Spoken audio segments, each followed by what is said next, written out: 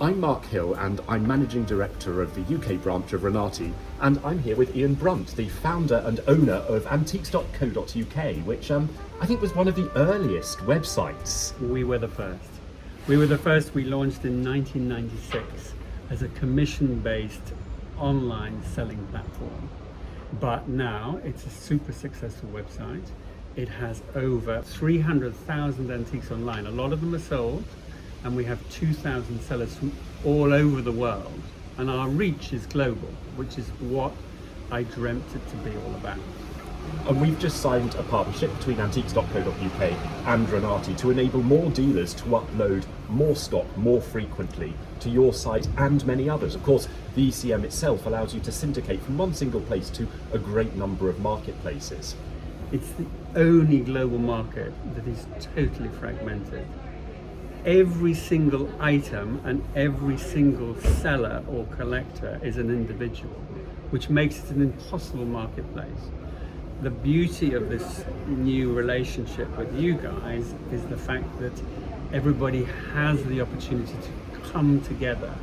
We will never be under a global organization like OPEC or anything like that. We will always be this big fragmented market, but it's to bring it into one larger global group.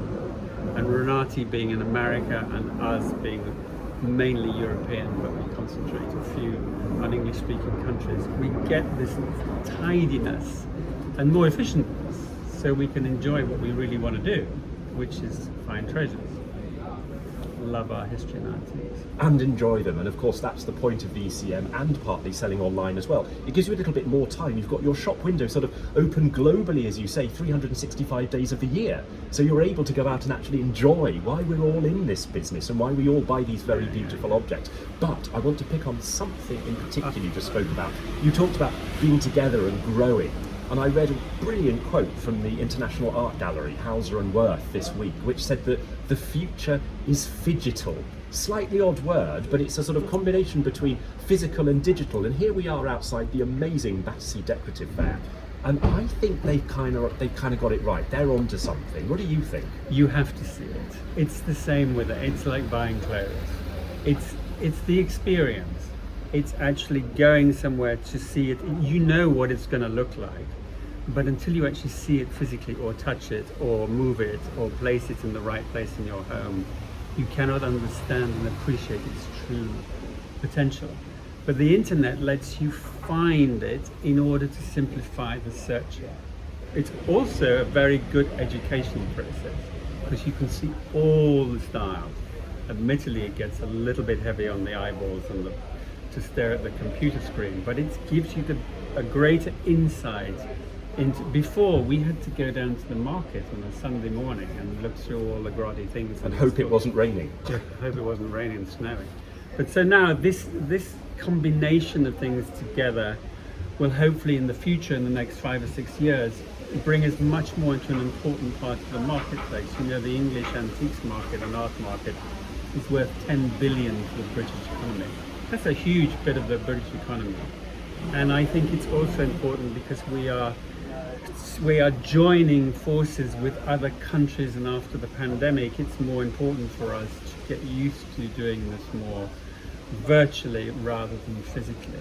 Well, that's it. So many dealers would not have been able to thrive, survive even, without the online side of it. And certainly we saw a huge boost in auctions, and I know many dealers, some of them in this marquee here, who did extremely well selling online. It enabled businesses to keep going during the pandemic. But what I want to ask you is, over the pandemic, what did you see sell really well? What are the top trends at the moment? What are Ian's tips for things that are selling well? Primarily, what's really sold well during the pandemic is collector's items, specific collector's items. One of our hot sellers, which I find extraordinary, is walking sticks. They go all the way around the world. I've never considered collecting walking sticks. I do now because I've seen so many on my website. You know, I've always fancied one of those walking sticks that has the little sort of little sort of gin bottle or brandy bottle inside it. Ah. I've always thought they're a rather good idea. But they're excellent because actually when you've drunk the thing in the walking stick, you actually need the walking stick to get home because you're so... Well, can I walk you to the bar, or maybe we should have a coffee? I think that's important now. Thank you so much, Ian. Thank you. Pleasure.